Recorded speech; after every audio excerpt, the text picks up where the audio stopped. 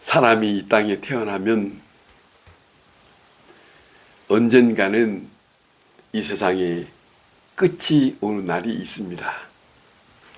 그렇듯이 오늘 이 본문의 말씀은 다윗이 태어나고 이새의 집에 아들로 태어나고, 그리고 그는 솔로몬을 통해서 왕 위에 기름을 부음을 받기도 하고, 그러면서 이제는 40년의 이스라엘을 다스리는 왕으로 지내다가 다윗의 마지막 종말을 맞이하는 그런 내용이 담겨져 있습니다. 그 시간에 다윗은 솔로몬을 앞에 놓고 유언적인 말을 하게 됩니다. 그런 말씀을 여기에 두고 있습니다. 다윗이 죽을 날이 임박하매, 다윗이 죽을 날이 임박하매라고 하는 이 말씀으로부터 시작합니다. 여러분, 죽음이라고 하는 것은 저주가 아닙니다. 또 불행도 아닙니다. 죽음은 이 세상에 세워놨다가 한 번 가는 그런 과정입니다. 생명의 과정이라고 생각할 수 있습니다. 이 땅에 태어났지요. 그리고 성장하지요. 그리고 점점 몸이 쇠약해지는 늙음을 맞이합니다. 그리고 하나님 앞에 가게 됩니다. 이것이 생에 시작했다가 생을 마감하는 것이 이 땅에서 한 과정으로 우리에게 나타나고 있습니다. 그런데 중요한 것은 성경에 있는 말씀을 통해서 우리는 이 땅에 태어나서 이 땅에서 인생을 끝마치는 것이 아니고 다음 세계로 이어지는 것이 있다는 것을 우리는 듣고 살고 있지 않습니까? 모든 사람들이 가는 길에 다윗은 간다고 하는 말을 합니다. 자, 여기에 있는 말이 그렇습니다. 모든 사람들이 가듯이 나도 그 뒤를 이어서 간다. 자, 우리도 죽음에 대해서 그렇게 받아들여야 할 거예요. 죽음에 대해서 두려워할 것도 없고, 죽음에 대해서 다른 이상하게 무서워할 것도 없습니다. 그냥 다른 사람들이 다 가듯이 나도 그 죽음의 길을 간다. 다음 세계로 이어간다. 라고 생각하는 한 그런 입장이 된다면, 자, 이 다윗의 마음이 고백한 것처럼 그런 시간을 가질 수 있을 겁니다. 세상에 들어와서 다음 세계로 가는 이것이 하나의 노정입니다. 현재의 세상과 내세라고 하는 우리가 아직 접하지 못한 그 세계를 바라보면서 사는 그런 인생. 히브리서에 쓰는 이런 말합니다. 이 땅에서 수고하고 이 땅에서 고생하고 이런 모든 것들을 다 마치고 안식처로 간다라고 하는 표현을 두고 있습니다. 조상들이 간다고 하는 이 말 속에는 이 다윗이 이런 말합니다. 평안히 가고 싶은 마음을 고백합니다. 자, 생각해 보세요. 나이가 들었고 몸이 소악해지고 그리고 이제는 노쇠하는 가운데 평안히 가는 사람, 복된 사람입니다. 그렇지 않습니까? 그런데 복되지 못한 죽음이 있습니다. 원치 않게 재난으로 당하기도 하고 전쟁으로 당하기도 하고 사고로 당하기도 하고 또 원치 않게 밖에서 죽음을 당하는 그런 일들이 있지 않습니까? 그런 일들이 있습니다. 오늘 여기에 이 본문 속에 다윗은 두 사람에게 이런 말을 합니다. 요압과 시므이라고 하는 사람에게 솔로몬에게 이런 말을 합니다. 저들에게 평안히 가지 못하게 하라. 평안히 가지 못하게 하라. 참 귀담아 들어야 할 말입니다. 왜 그랬을까? 왜 다윗은 솔로몬에게 저 두 사람에게 평안히 가지 못하게 하라. 왜 이 말을 했을까? 그 이유를 오늘 이 본문에서 말하고 있는 내용을 우리가 듣게 됩니다. 여러분, 평안히 간다는 건 참 복입니다.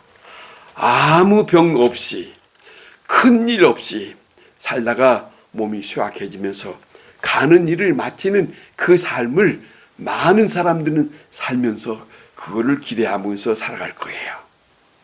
그 일을 두고 기도하는 사람도 있을 거예요. 그러잖아요. 어떤 분들은 그런 얘기를 들었습니다. 병원에서 입원했지만 어느 목사님이 찾아가 보니까 기도하고 있더래요. 기도를 하면서 늘 이렇게 기도했다는 거죠. 하나님, 내가 이것도 회개합니다. 저것도 회개합니다. 라고 했더래요.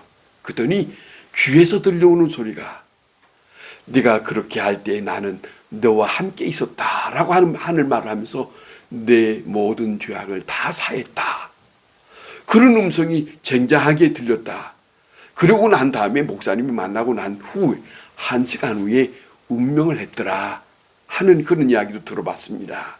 여러분, 우리의 인생의 마지막 시간에 내가 어떻게 그 일을 잘 마무리할 수 있는 건가? 이거는 복된 사람에게만 주어진 일이 아니겠습니까? 그 일을 우리가 생각해 봐야 할 것이라고 생각합니다. 평안하게 정말로 나이가 들어서 그 인생을 마치는 이 다윗의 이 시간에 내가 이제 세상 모든 사람들이 가는 곳에 나도 간다. 내 조상 아브라함도 갔고 모세라는 사람도 갔고 믿는 사람들이 이렇게 갔다. 정상적으로 그 가는 일에 나도 갈 것이다. 그런 고백을 하는 거예요.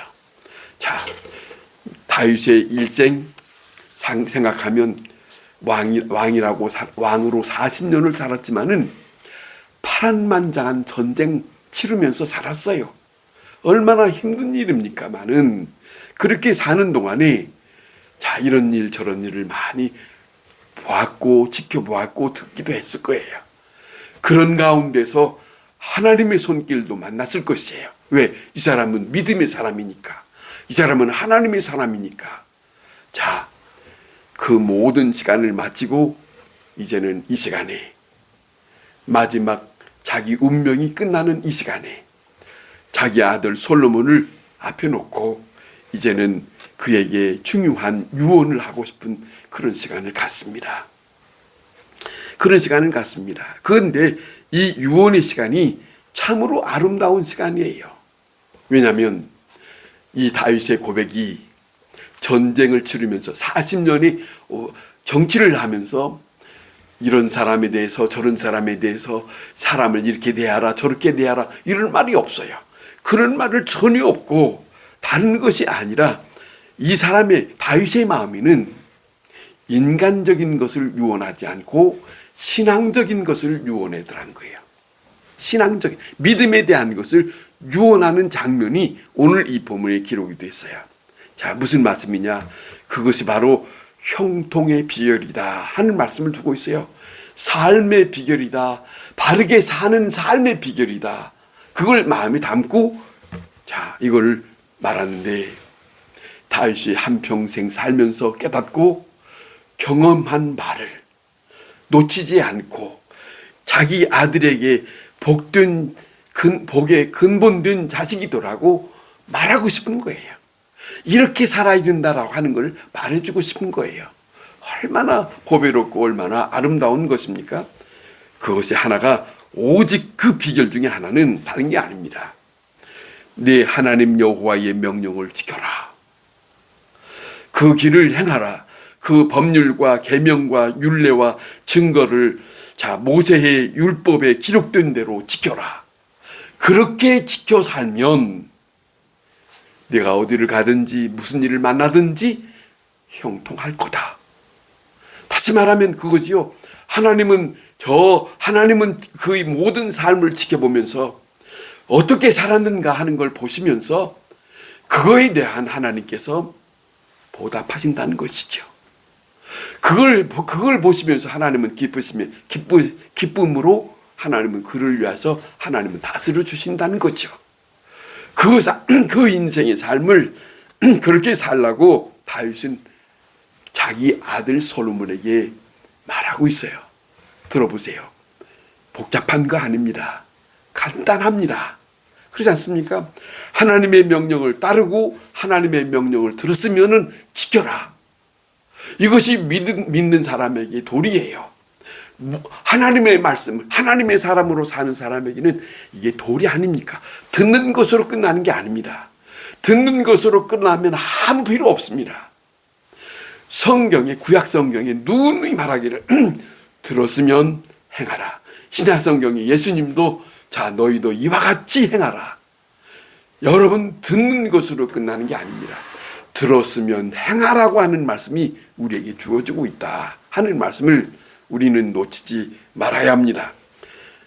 그의 인생의 삶의 결론에 깨달음이 있어요. 자식에게 물려주고 싶은 그 유산이 무엇이냐? 하나님의 말씀이에요. 다른 게 아닙니다. 내가 이것을 깨달았다. 내가 이것을 경험했다. 나에게 하나님은 이렇게 하셨다라고 하는 것을 말하고 싶은 것이 다윗입니다. 믿음의 사람입니다. 하나님의 사람으로 살았던 사람이기 때문에 절절하게 그는 그렇게 말하고 있는 거예요. 다윗이 이 세상을 떠나면서 내가 깨달은 것이 자 하나님의 말씀대로 사는 것. 하나님의 말씀대로 산 사람만이 마지막 인생을 마치는 그 시간에 자녀들이나 식구들을 앉혀놓고 아주 중요하게 아주 기쁜 마음으로 밝은 모습으로 이 말씀을 유언으로 다윗처럼 전달해 줄 수 있지 않겠습니까? 자, 그러면 나라가 든든해질 것이고 경제가 문제가 없을 것이고 왕으로서 생각하는 모든 문제들이 다 무난하게 해결해 줄 것이 아니겠느냐라고 하는 말을 아주 중요한 귀중한 유언을 이 다윗이 솔로몬에게 해주고 있는 내용이 오늘 이 본문의 말씀입니다. 그 다음에 마음속에 담고 있는 그런 일들이 있어요. 마음에 담고 있는 것을 이 솔로몬에게 말해주고 싶은 것이 있는 것 같아요. 먼저는 요압을 그대로 평안히 죽도록 하지 마라. 요압을 평안히 죽도록 하지 마라. 여러분 이 요압이라는 사람은 좀 전에 말씀드린 것처럼 다윗이 왕으로 지낼 때에 곁에서 정말로 잘 싸워줬습니다. 쌀 싸주었던 사람입니다만은 자, 이 다윗이 잘못한 일이 있었거든요. 지켜봤거든요. 그가 하는 걸 봤거든요. 다윗이 뭘 봤느냐? 누이 동생에게 욕을 보였다고 사적인 감정으로 그를 죽인 일이 있어요. 아브넬이라고 하는 사람을 죽인 일이 있습니다. 사적인 감정입니다. 재판도 없습니다. 그 어떤 것도 판결한 것도 없습니다. 그런 감정으로 죽었습니다. 뿐만 아니라 아마사라고 하는 사람이 있어요. 훌륭한 장군입니다. 다윗이 아끼는 장군입니다만은 그를 불러다가 칼로 배를 찔러서 그를 죽였어요. 사적인 감정입니다. 요압은 훌륭한 장군입니다. 전쟁에서 많이 싸웠고 그렇지만은 전쟁 상황이 아닌 평시에 재판도 없이 사적인 감정으로 자기 멋대로 이 두 사람을 죽인 것은 하나님의 공의가 필요한 거예요. 그런 것이라는 거죠. 나라를 위해서 일했고 다윗이라고 하는 사람을 위해서 일을 했고 많이 좋은 일을 했습니다만은 마지막 다윗이 마음에 담고 있는 것은 이 사람은 안 된다. 평안히 그 인생의 마지막까지 마무리해서는 안 된다. 이런 말을 하는 거예요. 평안히 가지 못하게 하라. 자, 생각해 보세요. 하나님의 공의를 실현하려고 하는 거예요. 이거예요. 저 사람을 그냥 둬서는 안 된다 하는 거예요. 저 사람은 문제가 많다. 위험한 인물이다. 앞으로 무슨 일을 할지 모른다. 다시 돌이켜 생각하면 다윗이 자기를 이어서 왕위를 이어받을 사람이 누구라는 것을 그 전에 다 얘기했거든요. 얘기했건만을 자기도 들었건만을 그걸 젖혀놓고 별도로 아독나이에게 가서 그를 왕으로 축게 세우려는 일을 주동적으로 했던 사람입니다. 다윗이 마음에 불편했지요. 이런 일들을 봤어요. 너무도 사적인 마음이 있더라는 것이에요. 감정적인 것이 있더라는 것이에요. 자, 에스겔서에 보면 너희가 어떤 죄를 지었더라도 지금 회개하고 전적으로 하나님의 율례를 지키면 하나님께서는 그의 지난날의 죄를 기억하지 아니하신다라고 하는 말씀이 18장의 21절 22절에 말씀하고 있어요. 또 만일에 너희가 돌이켜서 악을 행하면 지난날에 지은 죄까지 다 그대로 갚을 것이다 하는 말씀을 하시고 있습니다. 자, 보세요. 요압은 두 사람을 죽였습니다. 자, 그가 죽였기 때문에 심판받는 게 아니고 죽였던 것을 회개하지 않았기 때문에 자, 그는 엄히 다윗이 하나님의 공의를 행하는 입장을 여기에 두고 있다 하는 그런 말씀입니다. 그 다음에 다윗의 마음속에 너무너무 은혜를 잊지 못한 한 사람을 말합니다. 바실레라고 하는 사람이 있는데 다윗의 아들 압살롬 때문에 피난의 길을 갈 때 이 피난에 가는 것을 보면서 이 바실레라고 하는 나이가 많은 사람이 아주 호의를 베풀었어요. 다윗에게 좋은 대접을 했습니다.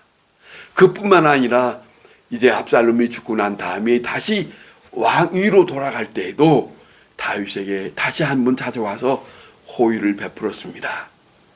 자, 호의를 베푼 걸 보면서 그 바실레에게 당신이 나와 함께 그 예루살렘으로 올라가자고 했을 때 그 사람은 내가 나이가 많은데 다시 못 오도록 하겠습니까? 그러고 거절했던 거예요. 그 사람의 호의를 다윗은 마음에 간직하고 이 솔로몬에게 말합니다. 그 바실레의 후손들을 기억하라. 같이 밥상에 앉을 때 그들을 기억하면서 그들도 같이 참석해서 밥을 먹을 수 있도록 배려를 해줘라. 이런 말을 합니다. 여러분, 은혜를 은혜로 갚는 이 다윗의 마음이 얼마나 복된 그런 마음입니까? 그 다음에 또 하나는 시므이라고 하는 사람입니다. 이 시므이는 사울의 친척되는 사람입니다. 다윗이 압살롬 때문에 피선을 갈 때에 피난을 떠날 때에 소리 지르면서 다윗을 저주했던 사람입니다. 욕을 하면서 저주했던 사람입니다. 신하가 명령만 하시오. 가서 목을 베겠습니다라고 하는 말을 했지만은 다윗은 아니다. 놔두라라고까지 하십니다. 다시 복권이 되어서 올라갈 때 이 시므이가 마음을 돌이켜서 지난날은 내가 그런 마음으로 한 것을 용서해달라고 말했기 때문에 다윗은 그를 지난날 생각하면서 처치하지 않았어요. 받아줬어요. 그런데 두고 보니까 나중에 이 사람이 살아가는 걸 보니까 그는 회개한 것이 진실치 않은 것을 알게 되고 간사한 사람이라는 걸 알게 되고 그래서 솔로몬에게 조용히 말합니다. 시므이, 네가 지혜롭게 처리하라. 주 없는 자로 생각하지 말라. 그런 말을 합니다. 솔로몬을 통해서 회개치 않는, 진실치 않는 이 사람을 거저두지 마라. 이게 하나님의 공의의 심판입니다. 여러분, 회개할 때 과거를 잊지 아니하신다는 것이 하나님의 입장입니다. 그러나 회개가 진실치 않아서 언젠가 다시 마음이 이상한 악한 마음이 나타난다면 그는 하나님으로부터 지난 과거같이 심판을 받는다는 것이 성경에 기록된 말씀이에요. 하나님이 다스리시는 그런 입장을 우리는 성경에서 보여주고 있습니다.